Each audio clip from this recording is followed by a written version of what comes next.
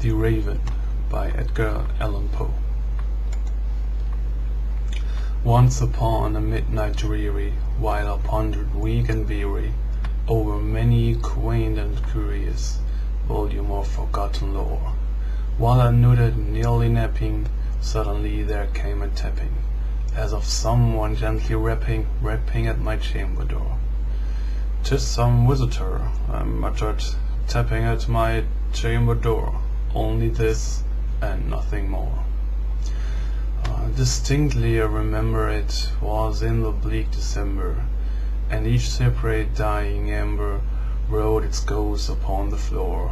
Eagerly I wished the morrow, vainly I had sought to borrow from my books centuries of sorrow, sorrow for the lost Lenore, for the rare and radiant maiden whom the angels name Lenore, nameless here forevermore.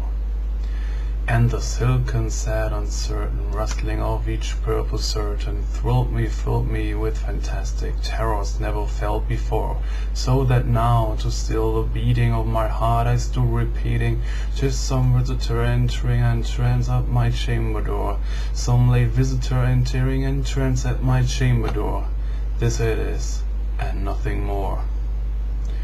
Presently my soul grew stronger, hesitating then no longer. "Sir," said I, "or madam, truly your forgiveness I implore.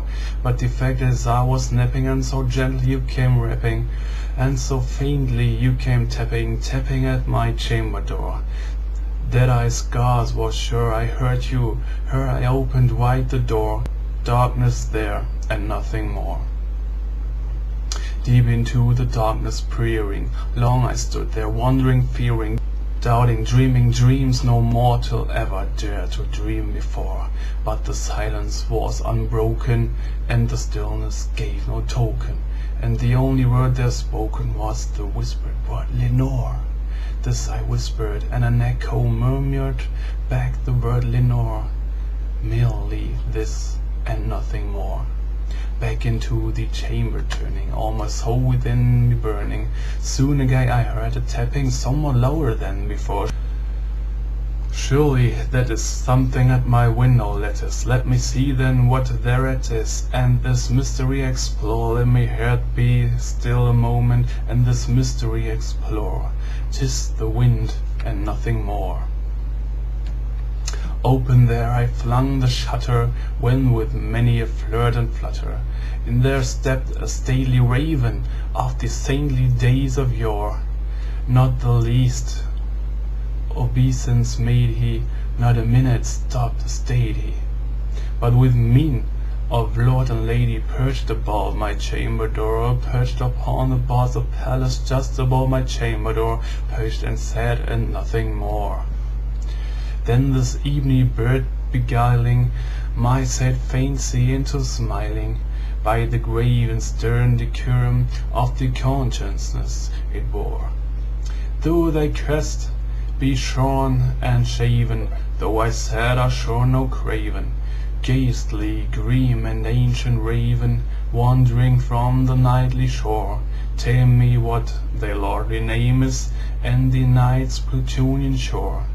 Quoth the raven, "Nevermore." Much I marveled this ungainly fowl to hear discourse so plainly, thought it answers little meaning, little really fancy bore. For we cannot help agreeing that no living human being ever yet was blessed with seeing bird above his chamber door, bird or beast upon the sculptured bust above his chamber door, with such as name Nevermore.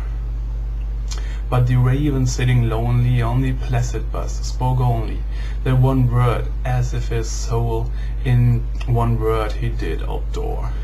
Nothing farther than he uttered, not a feather than he fluttered, till I scarcely more than muttered, "Other friends have flown before.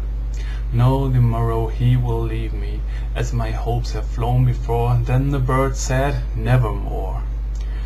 Startled at the stillness broken by reply so aptly spoken, "Doubtless," said I, "what it utters is its only stock and store, caught from some unhappy master, whom in merciful disaster followed fast and followed faster, till his songs one burden bore, till the digest of his hope that melancholy burden bore of never, nevermore. But the raven, still beguiling my sad fancy into smiling, straight I wheeled a cushion seat in front of bird and bus and door. Thee upon the velvet sinking, I betook myself to linking fancy unto fancy, thinking what is onliest bird of yore, what is grim, ungainly, ghastly, gaunt and unamused bird of yore, mending, croaking, nevermore. This I said, engaged in guessing, but no seal beer expressing to the foul those fiery eyes, now burned into my bosom's core. This and more I said, driving, with my head at ease reclining, on the cushion's velvet lining, the lamp light gloated o'er, but whose velvet violent leaning, with the lamp light gloating o'er, she shall press, nevermore. Then methought the air grew dense, a perfume from an unseen cancer, swung by seraphim, whose foot falls tinkled on the tufted floor. Wretch, I cried, thy God hath lent thee, by these angels he hath sent thee. Quaff this kind nepenthe, and forget this lost Lenore, quoth the raven, nevermore.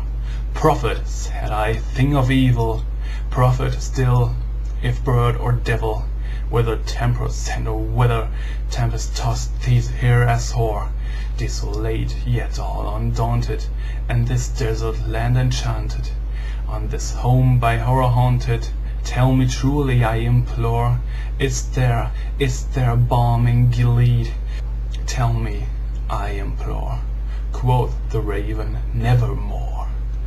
Prophet, said I, thing of evil, prophet still, bird or devil, by the heaven that bends above, by the God we bore the door, till the soul was so laden within the distant Eden, and it shall clasp a sainted maiden, whom the angels name Lenore, clasp a radiant maiden, whom the angels name Lenore, quoth the raven, nevermore. But the word of our sign of parting, bird of fiend, I shrieked of staring. Get thee back into the tempest and the nigh Plutonian shore, leave no black plume as a token of that lie they shall have spoken. Leave no black plume as a token as the lie thy soul has spoken. Leave my loneliness unbroken, quit the bus above my door. Take my break from out my heart, take thy beak from out my heart, and take them from of my door, quoth the raven, nevermore. And the raven, never flitting, still is sitting on the pallid bus of palace just above my chamber door, and his eyes have all the seeming of a demon's that is dreaming, and the lamplight o'er him streaming throws the shadows on the door, and my soul from out the shadow that lies floating on the floor shall be lifted nevermore. And the raven, never flitting, still is sitting on the pallid bust of palace just above my chamber door, and his eyes have all the seeming of a demon's that is dreaming, and the lamplight o'er him streaming throws a shadow on the floor, and my soul from out that shadow what lies floating on the floor shall be lifted nevermore.